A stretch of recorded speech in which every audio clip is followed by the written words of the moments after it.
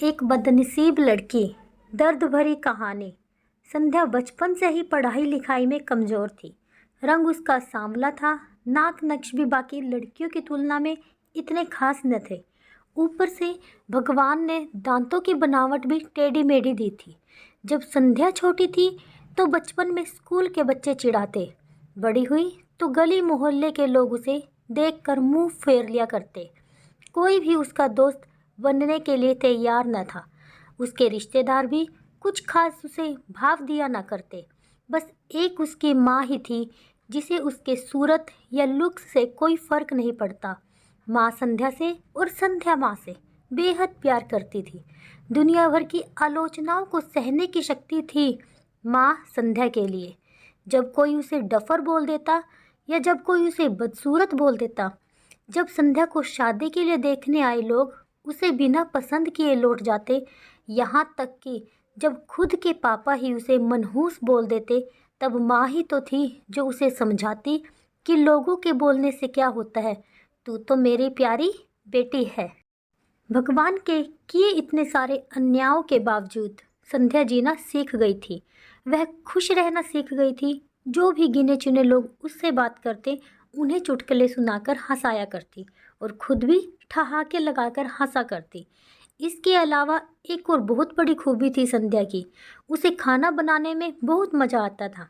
और न सिर्फ खाना बनाने में मज़ा आता था, उसका बनाया खाना खाकर लोगों को जो स्वाद आता था वह उनको तृप्त कर जाता था।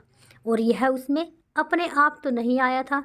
दुनिया भर के ठुकराए जाने के बाद उसने अपना सारा समय खाने की रेसिपीज़ की किताबें, रेडियो शोज़ और टीवी चैनल्स को समर्पित कर दिए थे। संध्या की तारीफ तो कोई भी नहीं करता, लेकिन उसके हाथों के बने खाने की तारीफ वह हर व्यक्ति करता जो उसे चखता।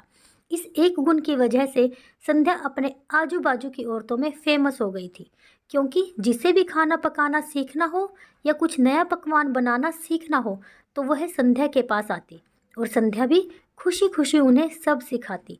उसके पास आने वाली औरतें अच्छा खाना बनाना सीख जाती, लेकिन लाख कोशिश करने के बाद भी संध्या के हाथों का वह जादू जो सबको तृप्त कर जाता, वह कोई न सीख पाता। संध्या की जिंदगी इन्हीं उतार चढ़ावों के साथ कट रही थी। एक बार फिर से माँ बाप ने जी तोड़ कोशिश कर एक फैमिली को संध्या को देखने के लिए मना लिया था और अगले दिन लड़का संध्या को देखने आने वाला था।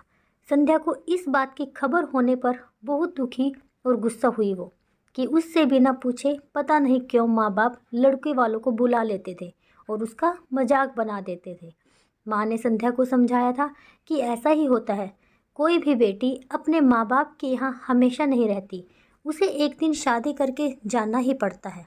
अगले दिन संध्या सुबह सुबह ही लड़के वालों के आने से पहले ही सज संवर कर कहीं निकल गई थी।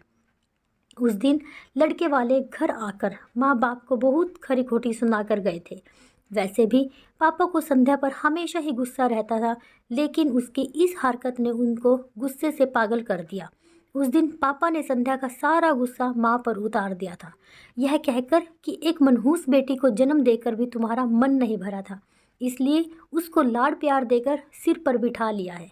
हमेशा अपनी बेटी के बारे में गलत बोलने वालों से नाराज़ रहने वाली माँ आज खुद संध्या से नाराज़ हो गई थी और वह अब संध्या के घर वापस आने की बेसब्री से राह देख रही थी ताकि अपना गुस्सा उस पर उतार सके। सूरज ढलने से पहले संध्या घर लौट आई थी।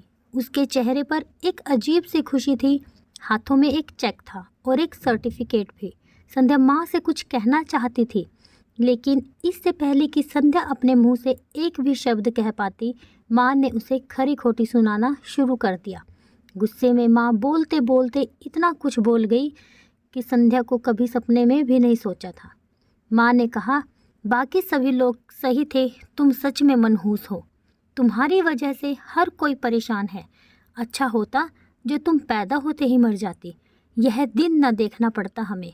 गुस्से में बड़बड़ाती और सब्जियां काट रही माँ ने एक बार भी संध्या की तरफ नहीं देखा। संध्या माँ की बातें किसी पत्थर की मूरत की तरह सुन रही थी।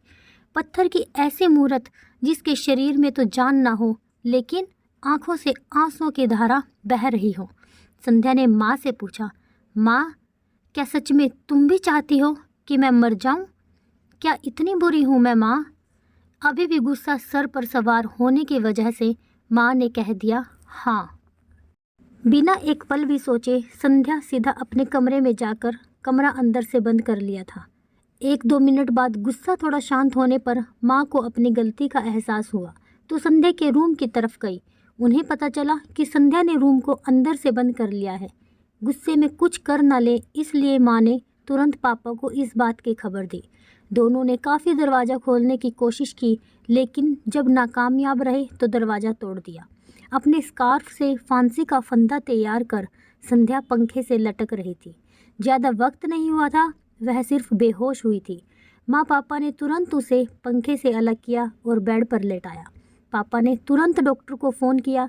तब माँ का ध्यान बेहोश पड़ी संध्या के हाथ में पकड़ी एक चिट्ठी और पास में ही पड़े 5 लाख के चेक और 5 स्टार होटल में शेफ़ की नौकरी के लिए कन्फर्मेशन लेटर पर पड़ी जो संध्या अपने साथ लाई थी। माँ और पापा ने वह चिट्ठी खोलकर पढ़ी जो उसने अभी अभी लिखी थी। चिट्ठी कुछ इस प्रकार थी।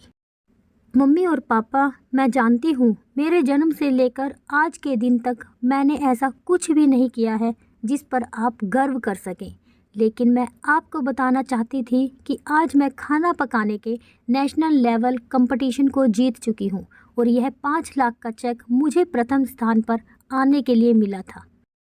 जजिस को मेरा खाना इतना पसंद आया था कि उन्होंने मुझे एक बड़े होटल में बतौर मास्टर शेफ़ की नौकरी के लिए कन्फर्मेशन लेटर दे ही दिया था। पूरी दुनिया मेरे खिलाफ है, मुझे इस बात का कभी भी फ़र्क नहीं पड़ा था और ना ही बाबूजी की कड़वी बातें मैंने अपने दिल पर ली थी, क्योंकि मैं जानती थी बाहर से सख्त दिखने वाले मेरे बाबूजी अंदर से तो मुझे उतना ही प्यार करते थे। प्यार न करते होते तो बिना मांगे मुझे कपड़े, मिठाइयाँ, पटाखे ये सब न ला कर देते। माँ के प्यार का कोई क्या बयां कर सकता है। मेरी माँ मेरे लिए मेरी सारी दुनिया थी। जब माँ मेरे साथ होती तो मुझे किसी बात की परवाह ना होती थी। मेरी माँ मेरी थी इसलिए मुझे किसी और की ज़रूरत ना थी। मेरी माँ मेरे साथ नहीं है तो मेरी दुनिया मेरे साथ नहीं है, इसलिए मैं आज दुनिया को ही अलविदा कह कर जा रही हूँ। मैं जानती हूँ आपने कभी ना कभी भगवान से यह दुआ ज़रूर मांगी होगी कि अगले जन्म में मेरे जैसी औलाद न मिले, लेकिन मैं हमेशा यह प्रार्थना करती थी कि अगले जन्म में तो क्या, मेरे हर जन्म में मुझे आप जैसे ही माता पिता मिले। और आज भी यही प्रार्थना करके उसी भगवान के पास जा रही हूँ। चिट्ठी पढ़ते पढ़ते माँ और पापा सर से पाँव तक पछतावे में डूब गए थे और बेहोश पड़ी संध्या के सर पर हाथ फेरते हुए फूट फूट कर रो रहे थे। दोस्तों, कहानी अगर अच्छी लगी हो तो प्लीज़ लाइक और शेयर करना मत भूलिए और अगर मेरे चैनल पर नए हैं तो प्लीज़ चैनल को सब्सक्राइब भी करना मत भूलिए।